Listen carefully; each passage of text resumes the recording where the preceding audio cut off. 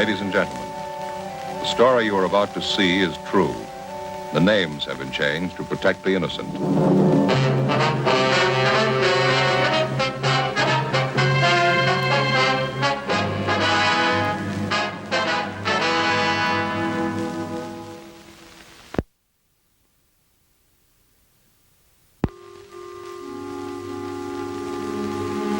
This is the city.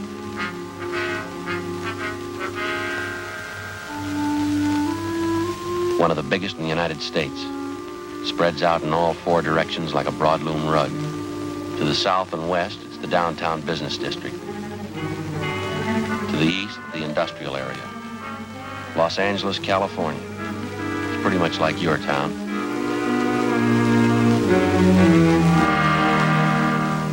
This is a Spanish priest, one of the city's founders. It's changed a lot since then. It's got high-tension wires bringing in the power and bus lines to get you where you're going. It's got railroads and freight yards.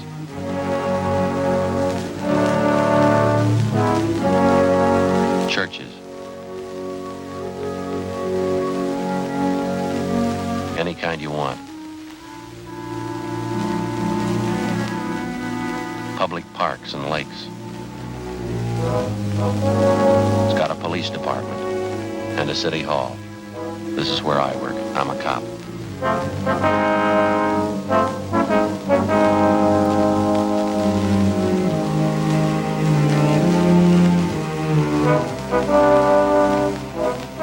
It was Saturday, August 8th. We were working the day watch out of Juvenile Division. My partner's Frank Smith. The boss is Captain Powers. My name's Friday. We'd gotten a call from a worried mother who reported her 4-year-old twin girls missing. Hours had passed since we'd gotten the initial report. The children had failed to turn up. We had to find them.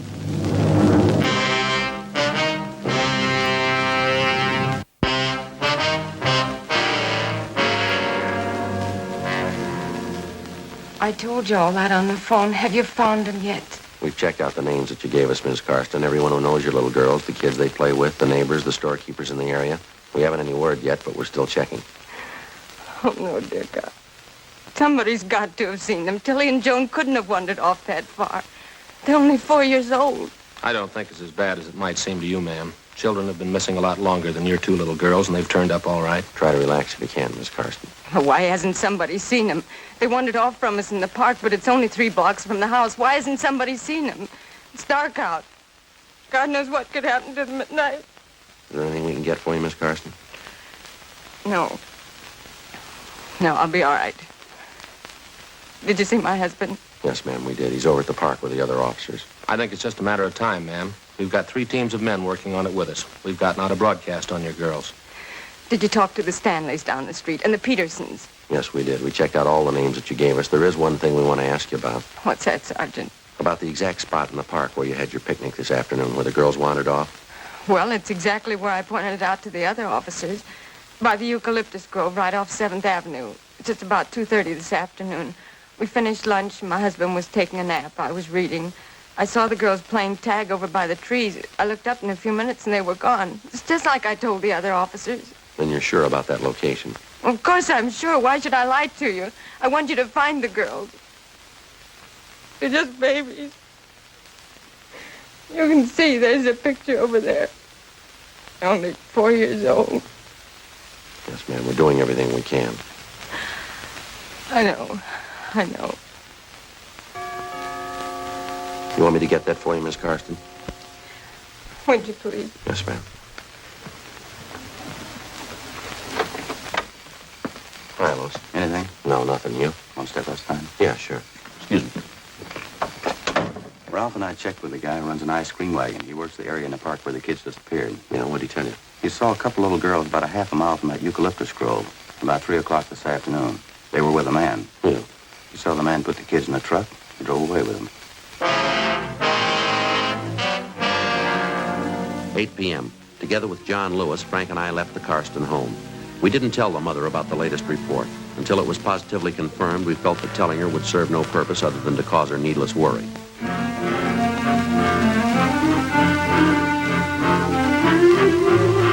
We We drove over to the park to talk with the ice cream vendor, a Mr. George Comanches.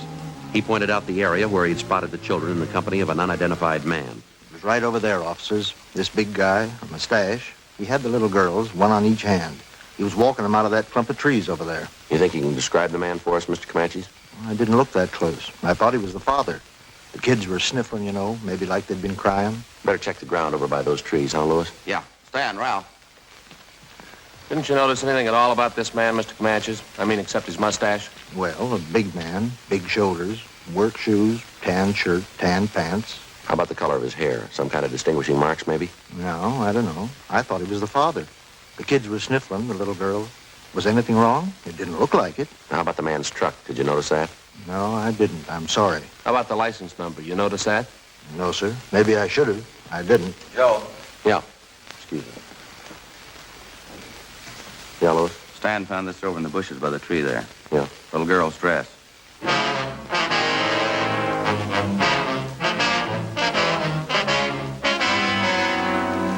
8:28 p.m.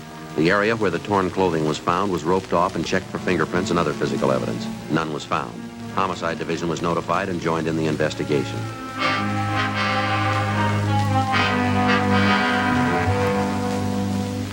The dress was taken down to Lee Jones at the crime lab for examination. Then it was shown to the father of the missing children, Frank Karsten. He definitely identified it. The search for the 4-year-old twins was intensified. An emergency spot check was made of all known and registered sex offenders. We drove back to the city hall and we went to the stats office.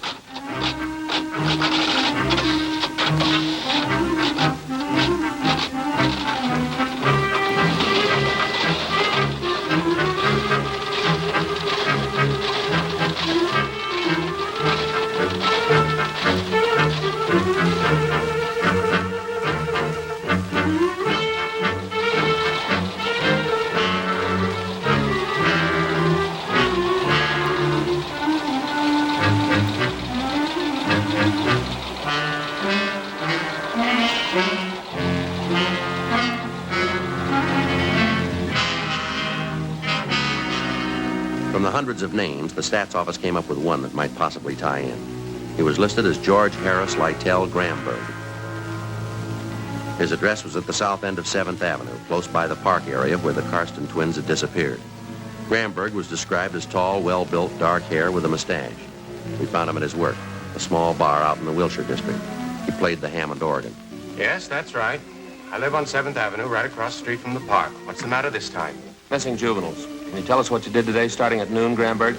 I don't know if I can or not. I don't keep a daily log, you know. They didn't tell me I had to do that. Just tell us where you were between noon and 6 tonight. That's all we want to know. Well, that's quite a bit, don't you think? Suppose I told you I was playing canasta with a maiden aunt. Would that shock you? Well, you look, mister, we're not in the mood for smart answers. You just tell us where you were, that's all. I don't know why you always have to bother me every time something happens. You made your own reputation. We didn't. What about it? I left my apartment about 11:30 this morning. I went down to the Union Hall and paid my dues. Had lunch with some friends at the Blue Pigeon out on Wilcox, and then we went on tour of one of the studios. All right? Will your friends confirm that story for you? Well, no, they won't. They left town tonight, took the 8:15 train to San Francisco. Well, what about it, Gramberg? Who is going to vouch for your story? I already told you. My friends have left town. You can check with the guard at the movie studio if you want. We had a pass, time punched in, time punched out. It's all there. You want to call and check that studio, Frank? I don't mean to be rude, Sergeant, but I always did feel that registration business was unfair. Is that so? Yes, grossly unfair. Well, how do you suggest we keep track of you? Well, why do I have to be kept track of anyway? You know as well as I do your record. Oh, it was all a lie. I hardly even touched that kid. I paid my time anyway. Why can't you give me a break? Every time something happens to a kid, I get a cop on my neck. Were you in the 7th Avenue Park at any time today, Gramberg? What? I said, were you in the 7th Avenue Park at any time today? Matter of fact, I was. Yes, I took a walk there. What time was that? I don't know. I left my friends after lunch. I came home to freshen up about 1:30, I guess. I was in the park about 1:45, 2 o'clock. Only stayed a few minutes. When'd you leave? About 2:15. You went from the park to meet your friends at the studio, did you? Exactly right, yes. Did you see 2 dark-haired little girls while you were in that park? No, I didn't see anybody. I was by myself. You're sure of that, are you? Of course I'm sure. Even if I did see him, it wouldn't mean anything. I don't molest kids. I don't get along with them, that's all. But I wouldn't hurt a little kid. I never could. No one says you have. I know that, but I just want you to know how I feel. Maybe I don't get along with kids, but I couldn't hurt them. Little girls especially. I like kids, really. Yeah. Joe. Yeah. See you in a minute. Yeah. Did you talk to the studio? Yeah, I checked with the guard. What do you have to say? Gramberg was there from 2:30 to 4:30. Yeah. His alibi's good.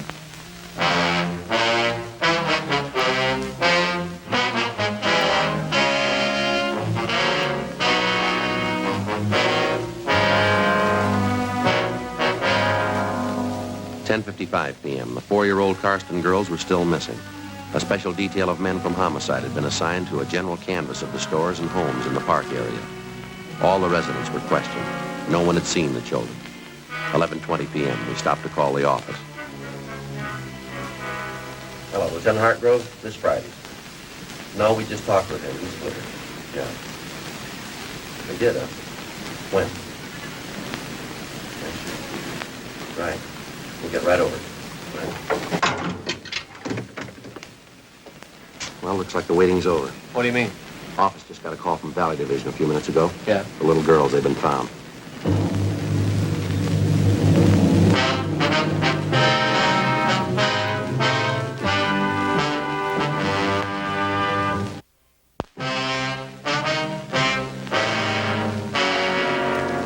.25 p.m. As soon as we got the word that the 4-year-old Karsten twins had been found, Frank and I drove back to the office where Inspector Miller filled us in. A few minutes past 11 p.m., a motorist out in the valley spotted 2 small girls walking hand in hand along a deserted side road off Ventura Boulevard. Their clothing was dirty and torn. They were alone. The motorist picked them up and took them to the Valley Division station where the girls were identified. We sent out a partial cancellation on the APB. The twin girls were taken to Georgia Street Receiving Hospital where they were treated for cuts and bruises. Then they were returned to their homes. The doctor reported that both girls had been molested. The search for the abductor went on. Late the next day, Frank and I, together with a policewoman, drove out to the Karsten home to talk to the twins. We had no luck at all. They were still shaken up from the excitement and the shock of their experience. It was the same thing this morning when I tried to question them. They just don't want to talk about it. Oh, it must have been horrible for them. They tell you anything at all, Mrs. Karsten? Well, Joan just refuses to talk about it. She says the man was big. That's all I could get out of her. Tilly seems a little more willing to talk, though. She's always been a little bit more forward than Joan ever since they were babies. I see. Could she add anything at all to what your other little girl told you about the man? She told her father the man had a mustache. Now, that probably impressed her because my husband wears one, too. I'm pretty certain she's right about that. I can usually tell when she's making things up. Mm-hmm. Now, how about the way the man was dressed, his clothes? No, they didn't mention anything in particular. Tilly said the man was dirty. She said that 2 or 3 times. She kept on saying it, dirty, dirty clothes. Now, she might have meant the man had work clothes on. She has so many expressions, I don't know. How'd the man get your little girls into the truck? Did he offer them candy or something like that? Tilly said something about a kitten. The man had a little kitten he was going to give to them. Oh, dear, if I've told them that once, I've told them 1,000 times. Stay away from strangers. Don't go with them. Yes, ma'am. Did they tell you anything else at all about the man's description? Well, Tilly said the man was big. Oh, I don't know if you could count on that, though. Everybody looks big to her. I talked to her an hour, but she just kept repeating the same story. The man made them cry, tore their dresses, and hurt them. Oh, it must have been just horrible for them. Yes, ma'am. Did they tell you anything at all about the truck this man was driving? Maybe the color, something like that? Well, Tilly called it a big car, a funny big car. She said it was red, with red pictures all over it. Can't put much faith in that, though. Why not, ma'am? Everything's red to Tilly now. Everything has red pictures on it. It's just a phase she's going through. A few weeks ago, it was blue. Everything was blue to her. Now it's red. Everything's red. I see. You think they might be able to tell you a little more in a day or so, maybe after they've quieted down? Well, I don't know. I certainly hope so. Thank God it's all over. They're home safe. That's all that counts. No, ma'am, I'm afraid there's more to it than that. What? The man that did it's still free.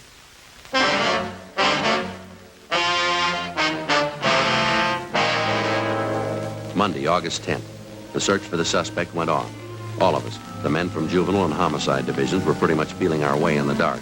Repeated questioning of residents living in the area where the abduction took place netted us nothing.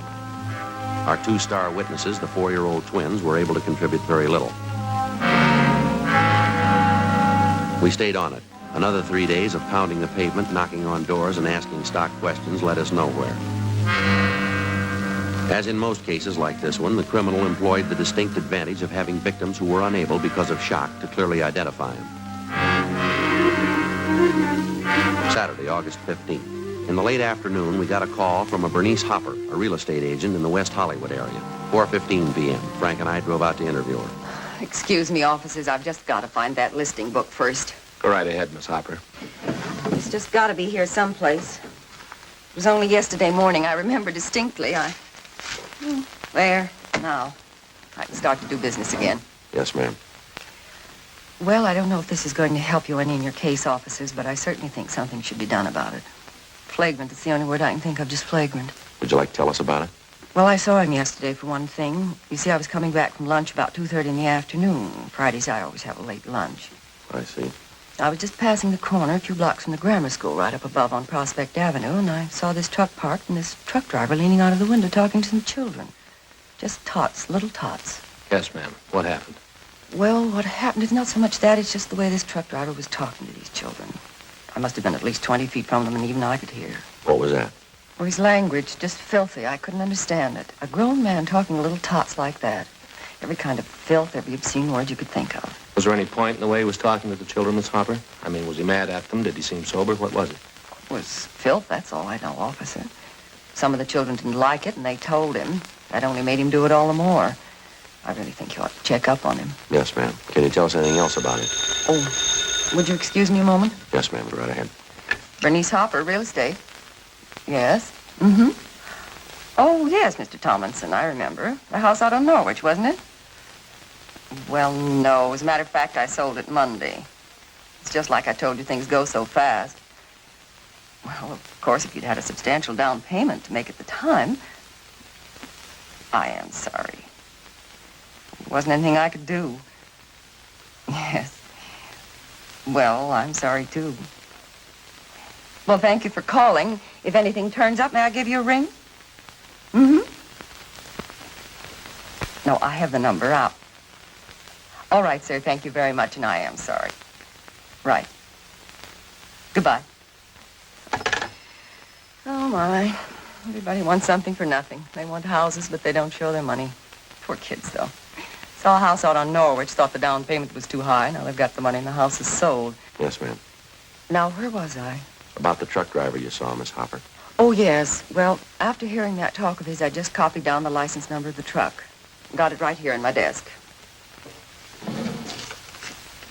How about the truck driver, Miss Hopper? Did you get a good look at him? I certainly did, the way he acted with those children. Anything unusual about his appearance? No, nothing besides his foul mouth. He was dark, heavy-set, and he had a mustache. Ties in. One more thing. The truck he was driving. Yes, ma'am. There were pictures painted on the side. Circus animals, I think. Did you happen to notice the color? Oh, yes, it was red. Even the pictures were red.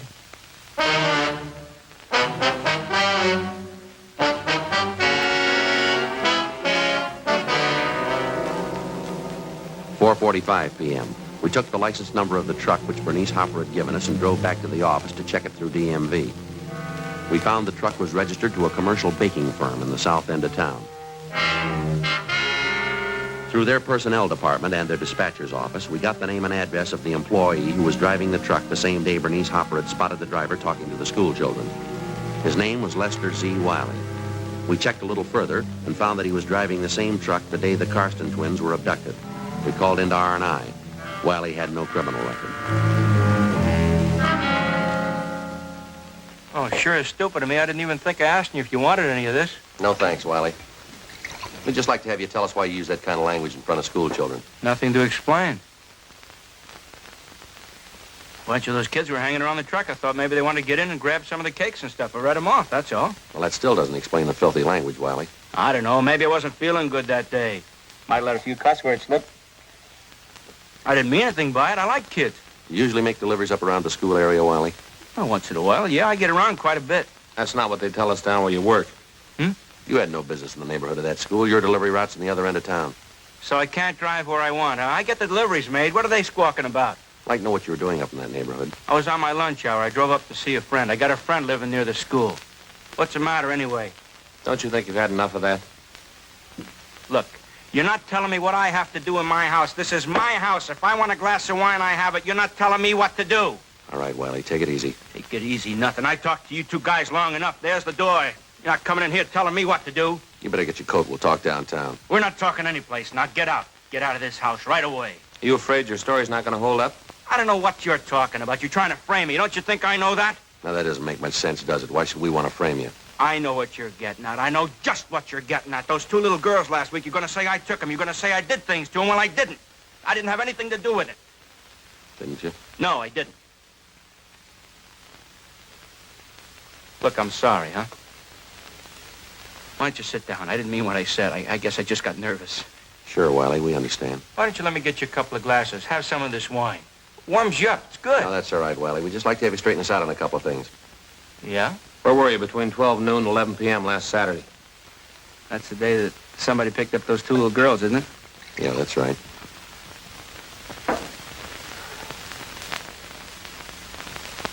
Wiley? I don't know. I was making deliveries like I always do. Up to 11 o'clock at night? I was a little late, yeah. Nothing unusual, though. That's so. Uh-huh. Another working day, that's all. Hey, it's good wine.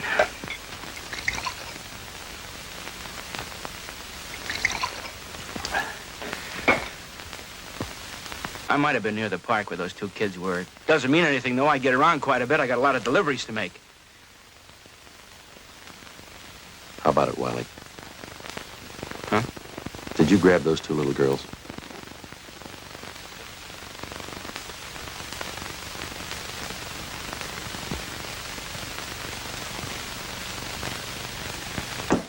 Oh, look at that.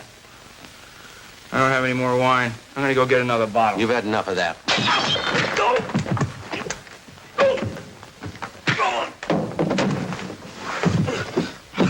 Come on, get up. You all right, Frank? Get out! Get out of my house! Get out! Get out! Get out of my house!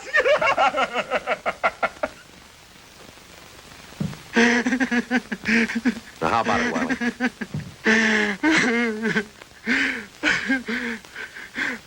What's the use? It's no good at all. All right, you want to tell us about it? I didn't mean it, that's all. I didn't mean it.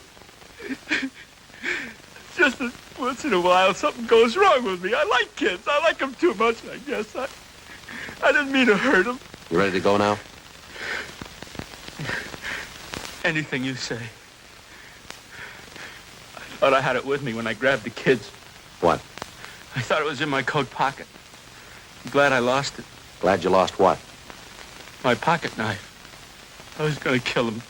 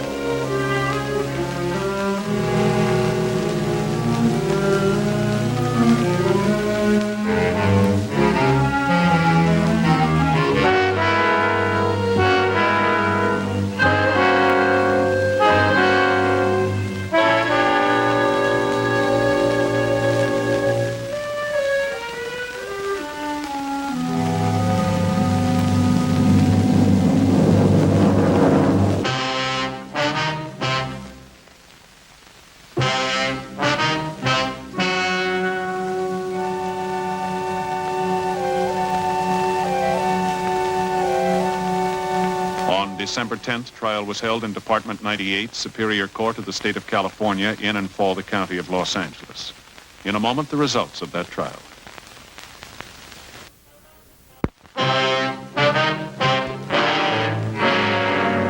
The suspect waived his rights to a preliminary hearing, and at his arraignment in Superior Court, he entered a plea of guilty to kidnapping 1 count and child molesting 1 count. Child molesting is punishable by imprisonment in the state penitentiary for a period of from 1 year to life. Kidnapping is punishable by imprisonment in the state penitentiary for a period of not less than 1 nor more than 25 years.